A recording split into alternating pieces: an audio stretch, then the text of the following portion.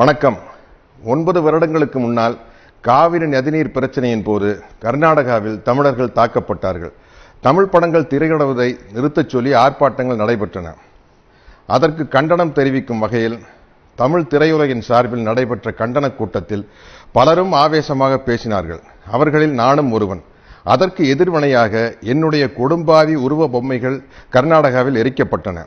அதே வேளையில் கர்நாடகாவில் நடைபெற்ற ஆர்ப்பாட்டங்களில் கர்நாடகா திரைப்பட கலைஞர்களும் ஆவேசமாக பேசினார்கள். அப்படி நான் பேசிய போது என்னுடைய சில வார்த்தைகள் கன்னட மக்களின் மனதை புண்படுத்தியதாக அறிகிறேன்.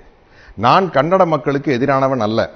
அதற்கு உதாரணமே 35 வருடங்களாக என்னிடம் உதவியாளராக இருக்கும் திரு சேகர் என்பவரின் தாய்மொழி கன்னடம். கடந்த 9 வருடங்களில் பாகுபலி பாகம் 1 உட்பட நான் நடித்த சுமார் 30 திரைப்படங்கள் கர்நாடகாவில் வெளியாகியுள்ளன. எந்த பிரச்சனையும் எழவில்லை. சில கன்னட படங்களில் நடிக்கவும் என்னை அணுகினார்கள். நேரமின்மையால் நடிக்க இயலவில்லை. 9 வருடங்களுக்கு முன்னால் நடந்த அந்த கண்டன கூட்டத்தில் நான் பேசிய அந்த வீடியோ பதிவை யூடியூபில் பார்த்ததாலும் நான் பேசிய சில வார்த்தைகளால் கன்னட மக்களின் மனம் புண்படுவதாக அவர்கள் கருதுவதாலும் அந்த சில வார்த்தைகளுக்காக 9 வருடங்களுக்கு பிறகு நான் கன்னட மக்களிடம் என் மனப்பூர்வமான வருத்தத்தை தெரிவித்துக் கொள்கிறேன். எனக்கு ஆதரவாக குரல் கொடுக்கும் தமிழீழ உறவுகளுக்கும் தமிழக மக்களுக்கும் என் நலம் விரும்புபவர்களுக்கும் என் மீது வருத்தம் கொள்ள வேண்டாம் என்று கேட்டுக்கொள்கிறேன். அவர்களுக்கு ஒரு சிறிய விளக்கம். பாகுபலி என்ற மிகப்பெரிய படத்தின் ஒரு மிகச்சிறிய தொழிலாளிதான் நான். என் ஒருவனுடைய செயலின் பொருட்டு சொற்களின் பொருட்டு பல ஆயிரம் பேர்களின் உழைப்பும் பணமும் விரயமாவதை நான் விரும்பவில்லை.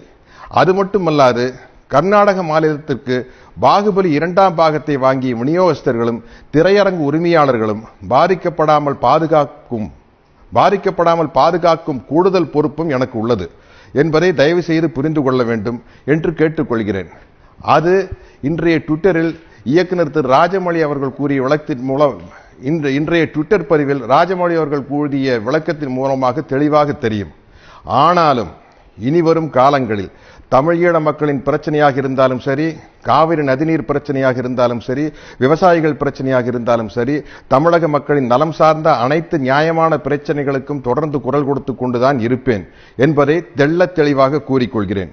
இப்படி நான் கூறுவதால் இந்த சத்யராஜை வைத்து படம் எடுத்தால் எதிர்காலத்தில் தொல்லைகள் வரும் என்று கருதும் தயாரிப்பாளர்கள் தயவு செய்து இந்த சாதாரண சின்ன நடிகனை தங்கள் படங்களில் ஒப்பந்தம் செய்ய வேண்டாம், என்னால் நஷ்டமடைய வேண்டாம் என்று மிகவும் தாழ்மையுடன் கேட்டுக்கொள்கிறேன். ஏனென்றால் ஒரு நடிகனாக இருப்பதை விட இறப்பதை விட எந்தவிதமான மூட நம்பிக்கையும் இல்லாத ஒரு தமிழனாக இருப்பதும் இறப்பதும் தான் எனக்கு பெருமை, மகிழ்ச்சி. எனது மனப்பூர்வமான வருத்தத்தை ஏற்றுக்கொண்டு பாகுபலி படத்தின் 2ஆம் பாகத்தை வெளியிட ஒத்துழைக்குமாறு கன்னட மக்களை அன்புடன் கேட்டுக்கொள்கிறேன்.